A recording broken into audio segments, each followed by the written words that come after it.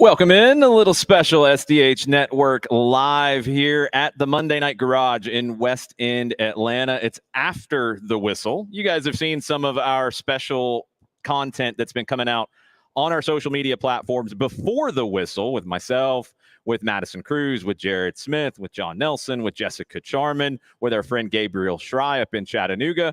Well, before the whistle, why not after the whistle? This is a little bit of a combination show today, because we're going to talk after the whistle with England getting to the Euro final with a 2-1 win over the Netherlands this afternoon, and a little bit of before the whistle with Colombia and Uruguay later tonight in the Copa America semifinal. The winner of that will play Argentina on Sunday. So a little bit of after the whistle and before the whistle today. Again, I'm at the Monday Night Garage here in West End, Atlanta. If you are looking for a place to watch Colombia and Uruguay, this is your spot. $1 from every pint sold tonight during the match, and $1 from every pint sold during both finals on Sunday will be donated to Soccer in the Streets, who are also here with us today.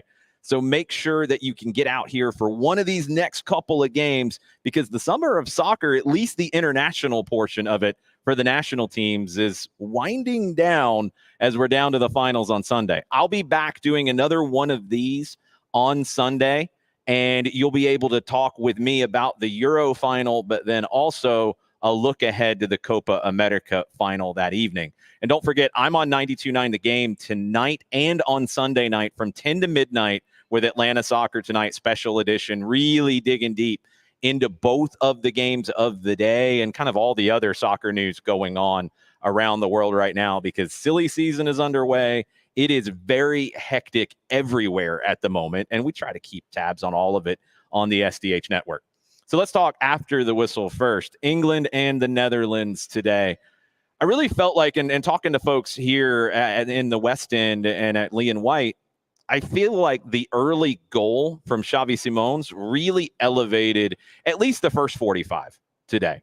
I think it really made the game a lot better than it could have been. There were a lot of people, me included, who came into this today thinking that this might not be a fun experience of 90 minutes plus probably 30 based on what these two teams have done so far in this tournament. The early goal changed everything, and I thought it was a really entertaining first half because of that. First off, the goal from Simons, good grief, what a hit. Maybe that could have been saved. I think it's really hard to blame the goalkeeper because of the power of the shot from Simons. So that gives the Dutch a lead. And I think it maybe brought out some of the best of England that we've seen in this tournament. My frustration with England has been, I think the expectations have not been met in terms of the quality, in terms of the attacking quality especially. And that's not to say that they haven't been successful. They're going back to another final. We're going to talk about the success of Gareth Southgate and probably upset a lot of folks along the way.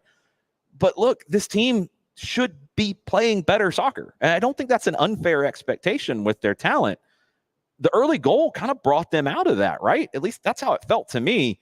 The penalty from Harry Kane, it's converted, and it's a great conversion, no doubt about it. The actual penalty, maybe a little bit of a debate. I like the call. I actually really like that on Fox, Landon Donovan stood up for the call, stood his ground on the call. I disagree with Clattenburg and his assessment of it. That needs to be a penalty. It's a studs up, reckless challenge inside the 18. Yeah, Kane got to the ball, but the Dutch player, by the way he challenged that, you have to be penalized for it. You have to be. I'm all for that call being called that way. I'm all for that decision. And I think Clattenburg, unfortunately, got it very wrong. And what that should show you when we talk about referee decisions is how difficult they are and how much gray area there is in these decisions. We all have different, I think, feels of what we think is right and wrong in the way that a game is called. That one, I think the feel of that being a penalty is correct. Attacking players should not be hit with studs up challenges in that way, even if it's late and even if he got the shot off. I think it's the right call. Kane converts.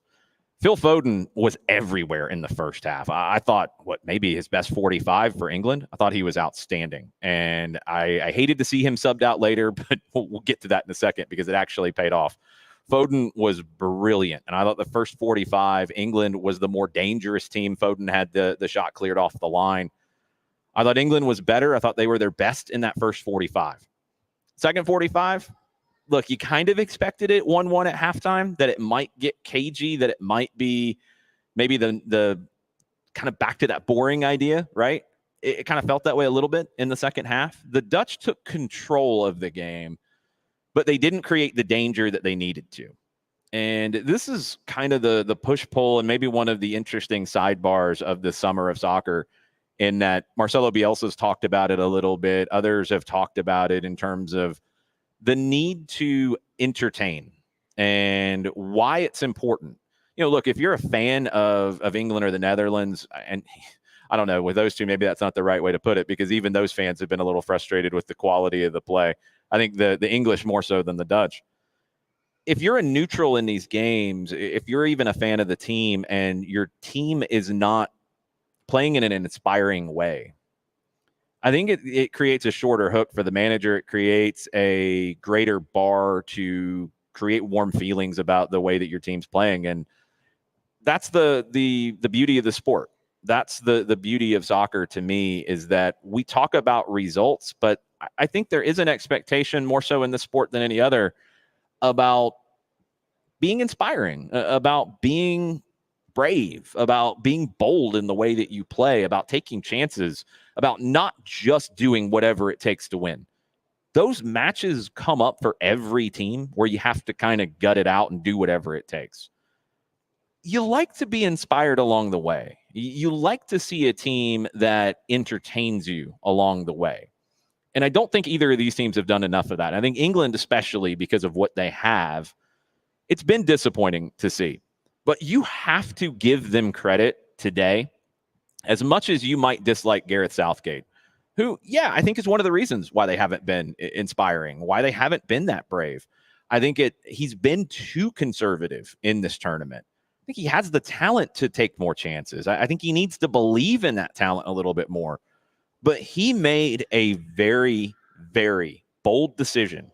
And any manager that makes the decision to pull Phil Foden, who had a great match, maybe a better first 45 than second 45, you pull Foden and you pull Harry Kane out, and you bring on Cole Palmer and Ollie Watkins. I questioned it. I think a lot of people question it. There's others who said they should have been pulled out at 45, probably, except not Foden today. We can all do the 2020 hindsight game. I questioned pulling off two players who are maybe your two most talented. Bukayo Saka has something to say about that. It's always a risk, because there are moments in games where the legs might be heavy, you might be tired, you might not be able to run anymore, but talent can win the day. And to sub Harry Kane out, that's a risk, no matter where he is in terms of fitness, or no matter where he is in terms of what he's got left to give. If you get that penalty opportunity, you're going to want Harry Kane to take it. If you get that opportunity inside the 18, you're going to want Harry Kane to deal with it. And it was a risk, especially to bring on Ollie Watkins, because he's only played 20 minutes in the tournament. It was a bold move from Gareth Southgate. It was a brave move from Gareth Southgate, and it was a successful move from Gareth Southgate, because Watkins gets the goal. Palmer is the one who sets him up. What a turn from Watkins, first off. He beats De Vrij. He beats Verbruggen, the goalkeeper for the Dutch, to that far post. What a turn. He hits it low and hard. It's not going to get saved. Southgate has to be given his flowers for that. You can be as mad as you want about whatever about the style of play, and I'll probably pat you on the back and back you up on that. But you have to give him his credit for being bold in those moments, making that sub and it paying off. You have to give him his credit. Swallow your pride. Give Southgate his credit, because this is what he's done. World Cup semifinal in 2018, Euro final in 2020, World Cup quarterfinal in 2022, Euro final in 2024. On that, I know he doesn't have a winner's medal. I know. But on that, he is the most successful England manager of all time. Sir Alf Ramsey won the World Cup in 1966 at home. He didn't have this much sustained success.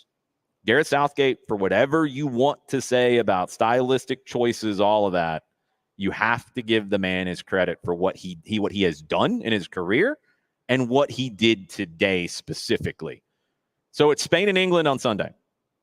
The most explosive team in the tournament in Spain, Lamine Yamal, I think he's 17 by the time we get to the final. I think he turned 17 on Saturday. One of the most talented teenagers that we've ever seen. That goal yesterday is one of the best goals in a semifinal of a major competition that we have ever seen. That good. Nico Williams on the other side. Spain has been the best team of the summer in both tournaments, in the Euros and in the Copa America. Spain is inspired. Spain has been brave. Spain is entertained. Can they be a little cynical when they need to be? Yes, they can. They still got a little bit of that edge in them. They've been the best team of the summer. And now they go up against maybe one of the most composed teams, one of the teams that's the steadiest, just very solid. And as we've seen in this tournament, as it's gone on, one of the teams that you cannot count out until the final whistle. Spain and England on Sunday, 3 o'clock Eastern time. Again, you can watch it here at the Monday Night Garage in West End. $1 from every pint sold during that match and the match tonight and the Copa America final. $1 from every pint sold is going to go towards soccer in the streets. So that's the after the whistle component. I will check a couple of things real quick on the chat here as people are watching, as people are hanging out. I got people yelling, "It's coming home." Haven't really heard that much this summer, Dawn Star. Haven't heard much of the "it's coming home." Maybe because of the way England's played. Maybe because the confidence hasn't been there. I don't know. It might be coming home. Definitely the best game for England. Totally agree with you. Will Seeker, we're going to get to that in a second. That's not in a whole different section of the before the whistle, after the whistle, whatever. Hold that for a second. Airborne DJ says maybe best half for England. Weren't as good in the second. Totally agree. Worked out in the end. Brilliant goal from Ollie. Totally agree. The first half was great from England. The second half, here's the thing that I feel like we've talked about this a lot when it comes to Atlanta United lately, and look, a lot of teams. The Dutch had control in the second half, so England didn't look as good. But what did they do with the control? They really didn't create a lot of danger. And if you're going to have that control, but you're not dangerous with it, the control wanes over time. And you can get punched the other way. And that's what you have to give England credit for. They didn't maintain control of the game in the second 45 like they did in the first. But they didn't look to be afraid of that either. They handled things really, really well. I give them a ton of credit. Christopher Abel says at the end of the day, it's better to win ugly than to lose pretty. It is, and that's absolutely true. But if we're going to do what we've kind of done this summer, which I think France has been in this conversation as well, the Dutch have been in this conversation. I think the Dutch over the last decade plus have definitely not been on the pretty side of the Dutch game. And it's been kind of sad to see when you think about total football and the Johan Cruyff era and all the talent that the Dutch have had. I mean, 2010, they weren't inspiring in any way. It was ugly soccer. I mean, I think, what do you think of in that tournament? The boot to the chest of Spain in the final, last World Cup, the game with Argentina. And yeah, the Argentines got down and dirty as well, but the Dutch weren't exactly covering themselves in being a very virtuous team in that one either. So the Dutch have been disappointing. And I do agree with you, Chris, in the broad, I agree with you in the game-to-game sense that if you can win, however you do it.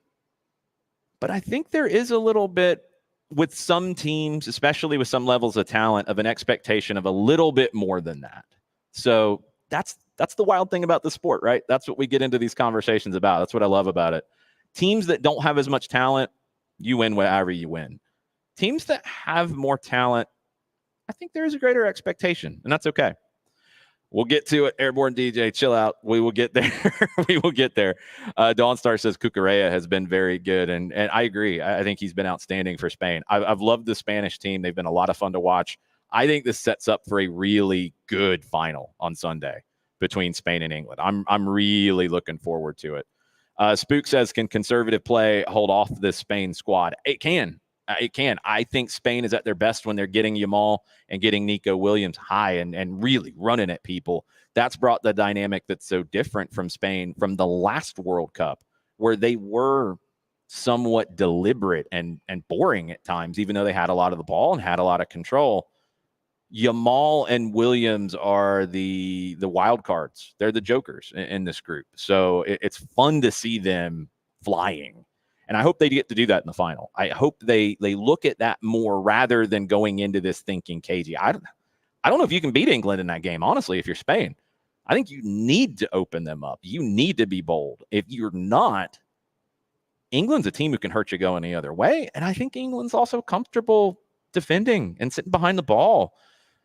Again, not the most exciting, but that could work here in this final. And if they win the final and Gareth Southgate's out of contract at the end of it, ooh, buddy, that could get really wild, couldn't it? This could be a really interesting next couple of days when we're talking about not just even England, not just even Spain, not just even the Euros, but just soccer around the world with all of this because of what could happen next. Southgate could be a free agent after winning the Euros.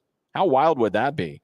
Hasn't exactly been treated very well. So we'll see. We'll see where that goes.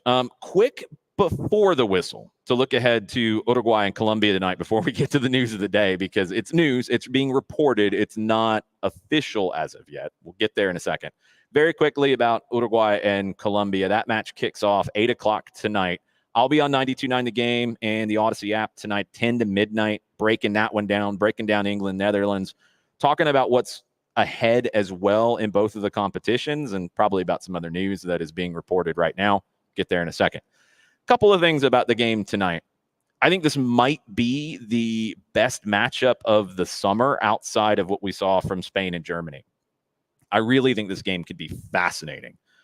Colombia, to me, has been among the most impressive teams, and maybe in terms of Colombia and Spain, the best attacking teams in these two tournaments this summer. James Rodriguez, the rebirth of him in that Colombia shirt, he's been incredible. I can't wait to see what kind of rumors are going to float around about where he ends up playing in the fall, because I think there's going to be interest after seeing this.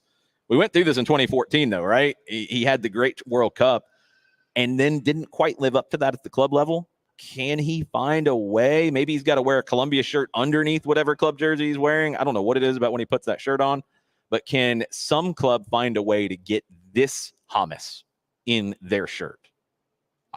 Somebody's going to try. I think it's going to be a really interesting summer when it comes to James Rodriguez. But how does Uruguay deal with that tonight? You know, does Marcelo Bielsa, does he man mark or maybe more accurately man shadow him? Matias Oliveira has been rumored as a possibility for that. It would make sense. Is it going to be more about being disruptive for Uruguay and really just trying to create havoc, and with that pressure and the physicality that we've seen from them in this tournament, they've committed a whole lot of fouls. Can Colombia keep their heads? I think it sets up to be a really fascinating game tonight. I do believe Uruguay gets the win. If I have to predict it right now, I think it's a 2-1 win. I think it is going to be a really interesting back and forth game. And I think here's the difference that we've seen in the Copa America versus the Euros. The second half today. So it's 1-1 at halftime. Second half gets a little slower, gets a little cagier, gets a little more defensive. You had control without danger on the Dutch side, and then you get the goal at the end. I think in the Copa America, if it's 1-1 at halftime, which it very well could, would not surprise me in this game tonight, the second half is going to be even crazier, because that's how these games have been. The intensity of these games has been at a different level to me. In general, of course, you've had some stinkers.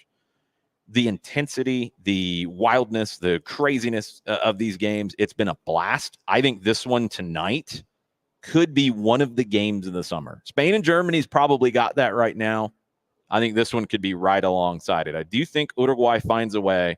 I think Bielsa can neutralize James enough to find a way for Uruguay to get through this and win. I think they win 2-1 tonight.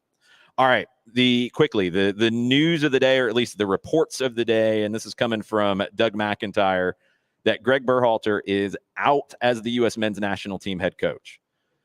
Now, this has not been reported by U.S. or it hasn't been released by U.S. Soccer. Let me get my verbs right. It's out there, and it's out there from a very credible source. Is it true? I don't know. I can't get into that. You guys heard me on Atlanta Soccer tonight after the U.S. was eliminated. Their elimination was not on Berhalter. Their elimination was on the red card to Tim Weah, then the loss to Panama. That's why they got eliminated. He tried to have a system to get out of that game with a 1-1 draw, because that's where it was at that point. Don't have a problem with that. I know a lot of people have had a lot of problems with Berhalter and things he's done, and I get it. I understand all that. For me, my take, bringing him back kind of the right move at that time. There wasn't a better option, an obvious option. I know people are going to scream Jesse Marsh. I think his style of play suits Canada more than it suits this U.S. pool. I think when it comes to Berhalter, he did enough the first time around to get another crack at it when there wasn't a better option. However, now he's been knocked out of a tournament unexpectedly, way too early. You got to move on. You have to move on. It's just how it is. Greg Berhalter is going to be fine. He is probably going to be in the running for, there's a bunch of MLS jobs open, probably going to be in the running for those. Maybe in the running for different jobs. But he is going to get a job because he is a good manager. You can like him or not like him. I think the vitriol has gotten ridiculous around him, to be perfectly honest, just like it has been about Gareth Southgate. But Berhalter ultimately did not get out of a tournament at home that he should have in the group stage. They should have advanced. They didn't. It's because of the loss to Panama. Is it fair? No, I don't think it is. But is it real life? Yeah, it is. You got to have somebody in there that you believe can get you to the round of 16, at least at the World Cup in 2026. I think the quarterfinals, which you're shooting for, that would equal the best modern finish in a World Cup for the U.S. You're at home. That is not an unreasonable expectation. This is a top 20 team in talent. You can punch above your weight and get to top 8. You can. And look, things can go better for you, and miracle runs happen. We've seen them in World Cups before. But you're talking about a top 20 team getting into the top 8. That's what you want to see. You need to hire a manager that you feel like can get you there. I've mentioned Hervé Renard's name a bunch of times. I know a lot of people aren't. He's going to be available after the Olympics with the women's French national team. He's leaving that job. I think he's done a good job there. He did a great job with Saudi Arabia in the last World Cup. He's done a great job in African Cup of Nations tournaments. He's been successful, and I think he's been successful with teams like the U.S., teams that are not top 8 talented teams, top 20 talented teams, and getting them to punch above their weight. That ultimately is what Berhalter was not able to accomplish. Again, this is where the vitriol I think I have an issue with. He hasn't failed in terms of living up to expectations. At times, the expectations are unreasonable. He has done the job. He hasn't surpassed it. And at this stage, and with this opportunity coming up, you got to make a change. So you guys have heard this from me before, and I know some people didn't want Berhalter back, and that's completely fine. I get it. But now is the time to make a change. Now is the time to get the right person in to lead you as far as possible in 2026. I don't want to hear about changing the identity of U.S. soccer. I don't want to hear anything about youth development. I'm all about those things. But from this hire, it is not about that. This hire is about going as deep into the World Cup as you possibly can. Period. That's all I want from this person. Whoever gets hired, I want them to come in and say, I'm going to take this team as far as I can. I'm going to advance this team as far as I can. If I got to win ugly, like Christopher Abel talked about, win ugly. I don't care. You have a home World Cup in 2026, and it is a massive opportunity to unite this country behind a team that is going deep into a tournament. We saw it in 2010. We saw it in 2010 when the team advanced. When you had a moment like England had today, you had that late goal from Landon Donovan. You had that special moment. The interest and the excitement going into that knockout game, palpable in 2010. It was even bigger in 2014 when you got out of the group. And then you went into a knockout game. It was big this time around. In 2022, we need that. And at home to get something like that. We saw it in 1994, the excitement around getting out of that group and playing Brazil in a knockout game. Got to get to the knockout rounds of 2026, and you got to win a couple. You got to hire somebody who can get you to do that. And after this tournament, I don't think you can hold on to that belief that Greg Berhalter can do that. So that's my thoughts on it. We'll see if we get any more information, as this is just happening on Fox and Doug McIntyre talking about it. Fox Soccer reporting. It's all over the Bird app everywhere. So I'm going to get some final comments here because this was supposed to be a very short show. But then, breaking news. Welcome to the world of the SDH network, huh? I will talk a lot about this on Atlanta Soccer tonight, where I'll have a little more room tonight. It's a 2-hour show tonight on 92.9 The Game and the Odyssey app from 10 to midnight. Talk Euros, going to talk Copa America, but obviously we're going to talk about this as well. Let me get the final comments, and you guys can always tweet at me, and you know how this works at Longshore and at Soccer Down here. So Will says, I know that in terms of the Bird app toxicity, this would be a bad idea. And yes, Bart, might want to kill you.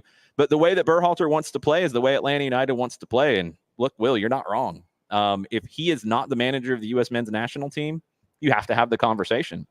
What he did with the Columbus Crew was very, very impressive with a lesser team than the one that went on and won MLS Cup in 2010 under Caleb Porter. You have to have the conversation. You have to talk to him. He's a good manager, maybe a better manager at the club level than at the national team level. You have to talk to him. You have to.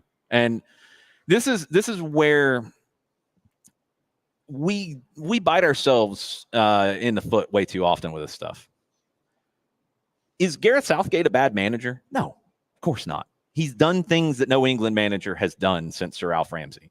Of course he's not a bad manager. But what do we do with vitriol? What do we do with bird apps? What do we do with social media?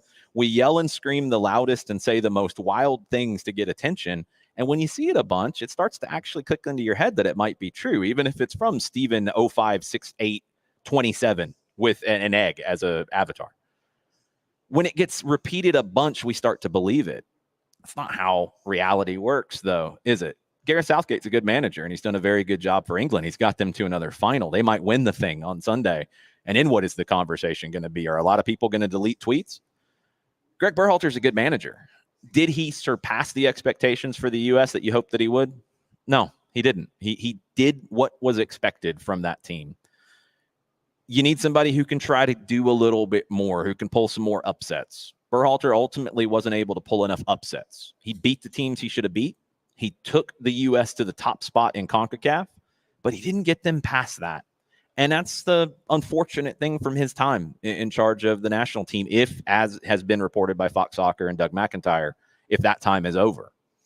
He didn't get them further. He got them right there to the bar. Did the minimum, did the job. We need more. We're hosting a World Cup in 2026. The U.S. soccer needs more. So you got to go hire somebody to give you more now. But I agree with you, Will. Greg Berhalter would be a fit for Atlanta United. And this is where you have to swallow your vitriol, swallow your anger about results, and understand that as a manager and how he wants to play and what he has had teams play like, it's a fit. Can't work ourselves into pretzels about vitriol as much as we do. Christopher Abel asked about him being a candidate for the job in Atlanta. I think he absolutely has to be. Spook913 says over-under on cards in the Copa match. Oh, that's a good one. I'll give you an over-under on fouls, too. Over-under on cards of any color, so just cards, period. I'm going to set the number at 6.5. I'm trying to set it at a good teaser number. I'm going to set it at 6.5. You guys can go over-under however you feel. In fouls total, I'm going to set the bar at 32.5. I'm kind of leaning the over on both, but we'll see. No, a lot of people getting upset about the talk about Greg Berhalter possibly being a candidate for the job in Atlanta. And look, again, I understand why you get upset. Go back and look at his Columbus Crew teams. Go back and listen to what Tata Martino said about his Columbus Crew teams when they played in 2017 and 2018.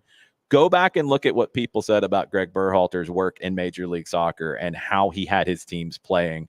Go read that before you listen to Bird App folks and you feel anger because, honestly, I don't know, because they didn't beat a team that was better than them and because of a red card in the first half that cost you a result in this tournament. And ultimately just because you didn't quite surpass the expectations that you hoped would. He's very good. He's a very good manager. And I'm kind of starting to feel that he might be a better fit at a club than at a national team. And I kind of had that feeling at the beginning anyway. I think he adjusted pretty well, but he's going to be a candidate for jobs that are open. And Atlanta United's job is open. Does that mean he's the guy? I don't know. I'm not in those conversations. He's got to pitch you on it. He's going to be motivated. He's going to be motivated to win. And if he is the guy, whoever's the guy, I think they need to be given support. They need to be given that support and not hold things that are out of their control against them. And I feel like that's been the case too often with Greg Berhalter. Again, just my opinion. That's just how I see it. So we'll talk more about that with AST tonight, 92.9 The Game, the Odyssey app, 10 to midnight this evening. We will get into that on Sunday as well, a recap of the Summer of Soccer finals, the Euro final at 3 o'clock on Sunday. It's England and Spain. I think Spain's going to win that, but I'm not 100% certain. I think it could actually be a sneaky good game. The Copa America final at 8 o'clock on Sunday. We know it's Argentina. Who is it going to be against? I think it's Uruguay. We'll find out. This is going to be a good game tonight at 8 o'clock. You can watch them on Fox. You can come watch them here at the Monday Night Garage. $1 from every pint sold will be donated to Soccer in the Streets tonight and on Sunday for the Euro final and on Sunday for the Copa America final. So we hope you can come out and hang out with us. A great event put on by the Flood Project. Scott Flood, part of the SDH network and everything that he has done. So thank you to everybody who's hanging out with me on a after the whistle / before the whistle / I don't know what the breaking news element of it would be, but this is what we're going to start to try to do a little bit more of on the SDH network. So thanks for hanging out with me. Adios. Mucha plata, y'all.